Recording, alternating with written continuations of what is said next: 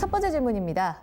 양시장 또 한 번 서킷 브레이커 사이드카 발동이 됐습니다. 그런데 홍콩 증시가 한 4% 빠졌고요. 4% 가깝게 빠졌고요. 우리 3% 가깝게 빠졌네요. 대만은 5.8%, 일본이 한 1% 빠졌습니다. 오늘 코스피가 8%, 코스닥이 11%의 급락이 나왔어요. 왜 우리가 유독 이렇게 약했느냐? 김동현 전문가님, 아까 달러 유동성 이야기를 하시면서 그래서 우리가 좀 약했다 하셨는데 좀 깊게 좀 더 들어가 볼까요? 네, 뭐 지금 우리 시장이 딱히 좀 더 약했던 이유는 달러 급등이 그동안 없었습니다. 그러니까 아시다시피 지금 유동성, 그러니까 미국이 제로금리까지 내려가는 동안은요 달러가 약세가 되는 구조죠. 네. 이거 뭐 이해 못하시더라도 제가 말씀 계속 드리겠습니다. 미국이 제로금리까지 1.5%의 금리를 낮출 때는 급격하게 미국의 채권 스프레드가 마이너스 음의 영역으로 벌어지는 구간이기 때문에 달러가 약세가 나오는 구간이었죠. 그 기간 동안 우리나라 환율이 떨어졌습니다. 그런데 이제 미국 금리는 더 낮출 상황이 이제 아닌 게 됐습니다. 그러다 보니까 미국 채권 쪽 랠리가 단기적으로 마무리가 됐고요. 근데 그 시점에서 팬데믹이 나오고 미국에서 이제 긴급 조치, 비상상 조치 같은 것들을 시행하고 각국의 공세가 거의 구체화가 되고 이러면서 오히려 채권의 랠리가 마무리가 되면서 오히려 달러가 기울어지는 상황이 생겨버린 겁니다. 그러니까 역으로 채권 시장 쪽에서 미국 국채 시장 쪽에서까지 막 투매가 나와버린 거예요. 달러 확보하기 위해서. 그만큼 지금 글로벌 달러의 풍기가 생겨버린 거죠. 앞서 네. 말씀드렸다시피 미국의 금리 인하 기간에는 달러가 약세였는데 이제 그걸 더 내릴 수 없는 제로금리 영역에 가다 보니까 이제 거기에 대한 그 채권 스프레드가 사라지다 보니까 다시 달러가 귀한 상황이 급격하게 돼버린 거죠. 그게 이제 아시다시피 이 코로나로 인한 경기 위기, 경제 위기는 실물 충격입니다. 그러니까 경제 자체가 시스템적으로 멈춰버리는 거죠. 우리가 소비를 하고 그 소비를 통한 생산이 이루어지고 그리고 그 생산을 위해서 고용이 이루어지고 이런 그 경제 사이클 자체가 멈춰버리다 보니까 이걸 버텨야 하는 겁니다.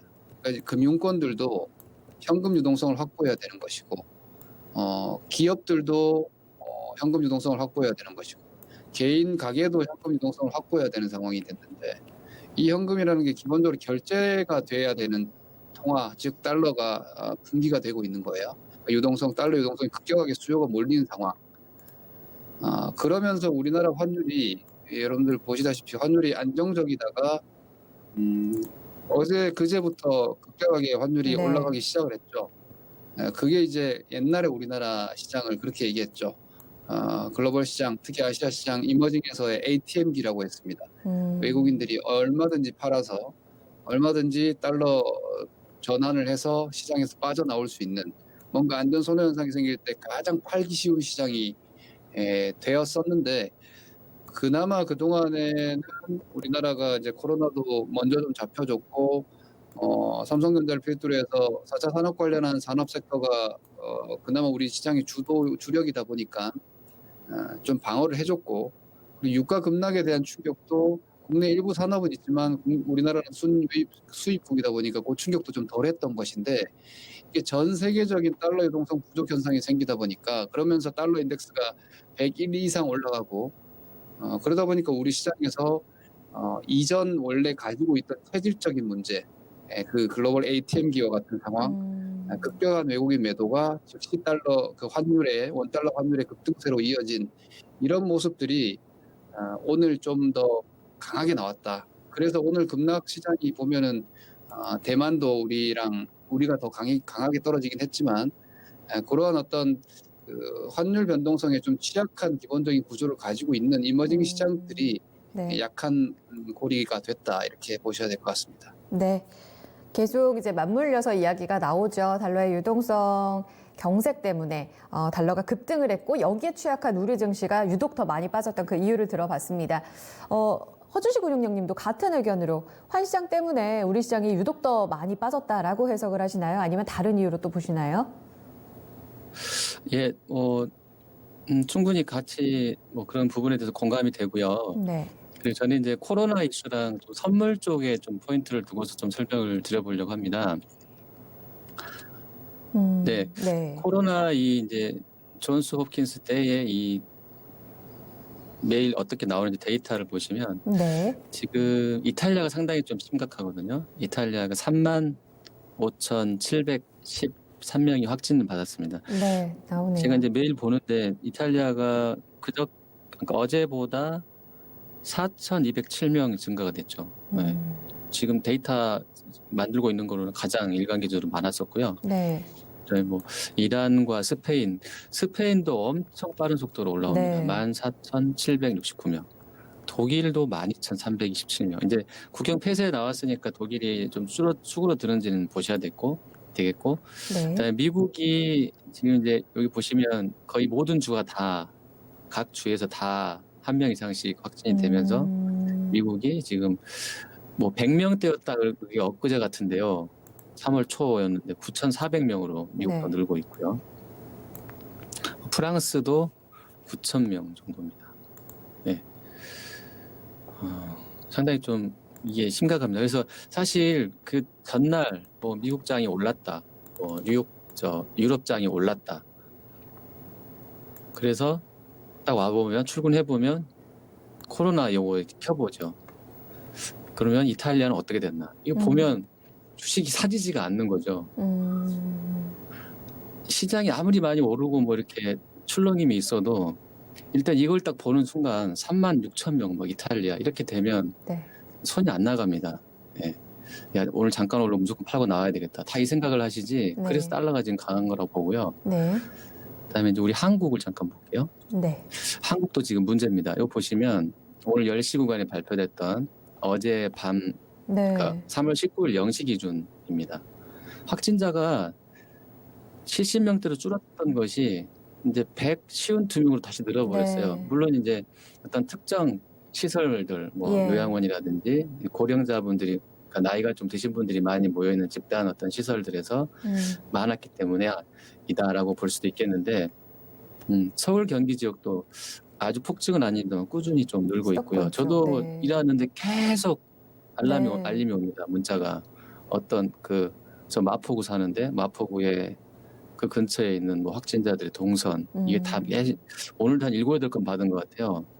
일산 쪽까지 같이 뭐 들어오더라고요. 그래서 이런 부분들 물론 이제 검사 중인 건수가 15,900명으로 예전에 한참 많을 때보다는 거의 반토막 났어요. 절반으로 떨어졌는데 어쨌든 다시 152명으로 늘었다. 이것도 이제 분명히 또 오늘 저 밤에 뉴스 시간에 다시 요것도 뭐 다루지 않을까. 사실 네. 요새 뭐 시사 프로 9시 뉴스 끝나고도 다 이런 얘기 하고 있거든요. 네. 그래서 요게 일단 1차적으로 계속 이슈가 되고 있다라는 거고요. 네. 그 다음에 선물 백오데이션 얘기를 잠깐 해봐야 될 것 같아요. 네. 여기 지금 이게 창이 보여도 글자가 또 작아서 이게 확인될지 모르겠는데요. 선물이 오늘 네 크게 켜볼게요. 네. 네. 자 여기 보시면 아침에 시가가 6.40, 218에 출발했습니다. 네. 어제 2시 15분에 미국 나스닥 선물 하한가 꽂히면서 들어가면서 막판에 2시 15분 이후에 폭락했던 거 기억나시죠? 그래서 어제 야간 선물, CME 야간 선물 거래에서 난리였었거든요. 네. 위아래로. 근데 아침에 일단 218에 출발이 나왔어요. 근데 어제 포지션만 보면 개인하고 외국인이 완전 만계약 이상씩 충돌했었거든요.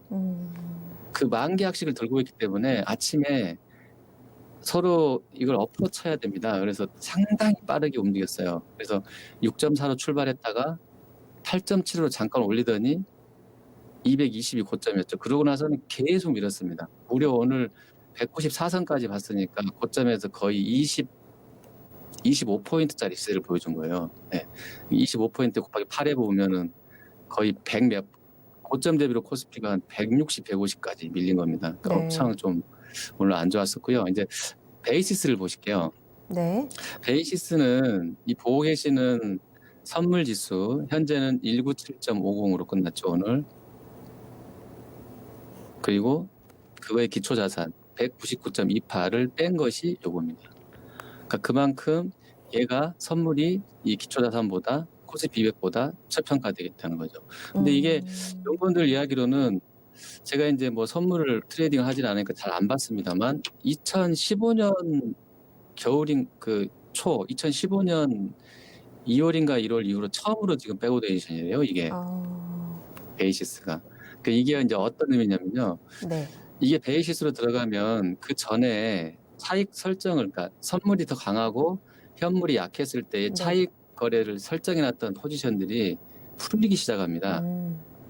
그러니까 이제 더 저렴한 선물을, 옛날에는 더 비싼 선물을 매도하고 더 상대적으로 더 저렴해 보이는 현물을 사놨던 누군가가 있었다고 해보세요. 네. 근데 이게 갑자기 이번에 이 사건 나오면서 백오데이션으로 가니까 선물이 더 싸진 거죠. 그러면 비싼 선물을 때려놓고 저렴했던 주식을 사놨던 이 포지션이 이제 풀리는 거죠. 비싼 거니까 이거를 싸게 해서 사주면 되고 주식 현물은 때려버리면 됩니다. 그 작업을 아마 외국인 포지션에서 나온 것 같다라고 추정도 되고요. 물론 이제 선물 주체 저 매매 동향만 보고 꼭 그걸 풀었다라고 단정하기는 어렵습니다. 워낙에 다양한 상품들이 많기 때문에. 근데 네. 백오데이션 진입했기 때문에 전에 쌓아졌던 프로그램 포지션이 풀렸다. 그게 매물화되고 있다는 거고요. 또 하나는 이제 아까 이제 김동현 전문가님 말씀해 주셨지만 이머징 마켓에 대한 해칭 전략 차원에서 네. 외국인이 우리 선물 시장을 최대한 활용하고 있다. 걔네들 입장에서 좋은 의미에서. 왜냐하면 우리가 아시아권에서는 파생이 1등이에요. 거래량, 거래 네. 대금 기준으로 보면 네. 일간 기준으로 보면 한 하루에 3, 40조씩 거래됩니다. 그러니까 유동성이 엄청난 거죠. 이머징을 다 팔 수는 없으니까 해칭을 해야 되는 외국인 기관, 대형 기관들 입장에서는 한국 선물 시장을 아시아 전체 또는 이머징 전체 연계해 놓고 선물 숏을 걸면서 그걸 해칭하고 있다고도 볼 수 있는 거죠. 그러니까 이런 물량들이 계속해서 선물 백오데이션을 가속화시키게 되는 요인이고, 그게 이제 프로그램 매물도 유발시키고 있다라고 보시면 될 것 같아요. 그리고 이제 또 한 축에서는 이따 종목에서 잠깐 제가 언급드리려고 그랬는데 네. 선물 예수금도 많이 늘었어요. 물론 고객예탁금도 거의 매일 뭐 1조씩 막 들어오면서 많이 늘었거든요. 작년 네. 연말 대비로 거의 10조가 늘었습니다. 고객예탁금도. 네네. 근데 선물 예수금도 보시면 많이 늘었어요. 선물 예수금도 많이 들어올 때는 뭐 2천억 초중반까지도 들어오고 해서 3월 초에는 또 하루에 5천억씩 들어간대요. 이것도 제가 보니까 1조 원 초중반으로 선물 예수금도 늘었거든요. 네. 그만큼 하방에 대한 배팅. 그 주변에서 지금 이야기 들어보면 선물 숏 쳐서 뭐 며칠 만에 얼마를 벌었다 이런 뭐 이야기들이 많이 돌아요. 그래서 그 선물을 하려는 수급들이 많이 들어와 있고 이런 부분들이 많이 백오데이션을 더 강화시키는 거고, 그게 해칭을 하려는 그런 해외 쪽 이머징에서 해칭을 하려는 그러한 매도 수요가 겹치다 보니까 훨씬 더 많이 빠지는 거고요. 우리 시장이. 왜냐하면 유동성이 잘 받아주니까요. 워낙에 시장이 커서 선물 네. 시장이.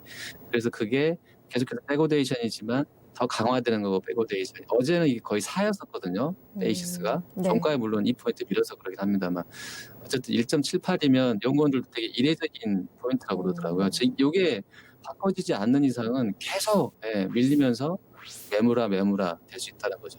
그리고 요 이미지도 잠깐 좀 보여드릴게요. 제가 네. 요거는 이제 저번 주 금요일 3월 13일 날 네. 제가 이제 이광구 전문가님 대신해서 이제 아침에 개장 방송하면서 보여드렸던 이미지예요. 네네. 이걸 잠깐 보실게요. 네. 용어가 이제 그림 좀 작긴 한데요. 감마 숏 포지션이라고 해서 네. 그거를 팔아먹은 쪽에서의 본인 포지션을 해지하기 위한 매도 강화, 이렇게 설명을 드려야 될 것 같은데, 그러니까 예를 들어서 저게 이 이미지를 지금 나가는지 모르겠습니다만 이 이미지가 풋옵션 매수자의 손익 그래프거든요. 그러니까 예를 들어서 행사가 100을 풋을 산 사람들은 코스피 200 기준으로 100 미만으로, 예를 들어 저 그림으로만 보면요, 100 네. 미만으로 빠지게 되면 이익이 나는 구조죠. 근데 이거를 누구한테 어떤 기관이 팔아먹었다 하면 그 기관은 어떤 걸 들고 있냐면요, 그 기관은 저 풋옵션의 매도 포지션을 들고 있습니다. 이렇게. 여기서 노란색 실선은 좀 빼고 보시면 될 것 같아요. 이렇게 매도를 들고 있죠. 보시면 이렇게 매도를 쳐서 풋옵션을 받아주고 있는 것이기 때문에 본인들이 주가가 빠지거나 할 때 이러한 리스크에 노출이 네. 되어 있습니다. 그럼 이거를 막으려면 풋옵션 매수자들한테 푼 매도를 쳐서 거래를 상쇄시킨 그 기관은 반대로 선물 숏을 걸어야 돼요. 이렇게 요런 모양으로. 네. 그리고 현물도 팔아놔야 됩니다. 그러면 페이오프가 손익 그래프가 중립이 되죠. 이 작업을 하고 있다는 거예요. 그래서 쪽 감마 때문에 많이 밀려난다는 이야기들이 이제 언론에 계속 나오고 있는데 네. 저걸 이제 레이달리오가 만약에 글로벌리하게 연결된 어떤 포지션을 풋 쪽으로 잡아놨다라고 하면 좀 심각한 거죠. 근데 그 포지션을 상쇄하려면 주가 계속 빠지니까 내가 가지고 있는 포지션의 백으로 나는 주식 현물이나 선물 매도를 이게 빠질 때마다 기초자산이 빠질 때마다 더 많이 쳐야 되는 거죠. 따라가면서. 네. 그러니까 그게 감마 숏 감마 포지션에 대한 기관 쪽에서의 자기들 본인의 포지션 해지 차원에서의 매도, 선물 매도, 현물 매도가 나오고 있다. 이렇게도 볼 수 있는 거거든요. 어디까지나 이건 추론이고 네. 어떤 특정한 거 하나로 이렇게 시장이 빠진다라고 규정할 수 없습니다만 파생 쪽 연계된 물량들, 또 선물 시장에서의 백오데이션이 저런 여러 가지 이슈가 겹치게 되면서 더 많이 큰 폭으로 밀리다 보니까 지금 질문 주셨던 타 시장 대비로 우리가 훨씬 더 많이 충격을 받고 있다. 이렇게 볼 수 있겠습니다. 네. 정리 감사합니다. 그러니까 현물보다 더 커진 우리 국내 선물 파생 시장이 이제 부메랑처럼 이렇게 현물 시장에 타격을 주고 있는 그 흐름에 대해서 좀 들어봤습니다. 코로나 이슈도 계속적으로 좀 작용을 하고 있고요.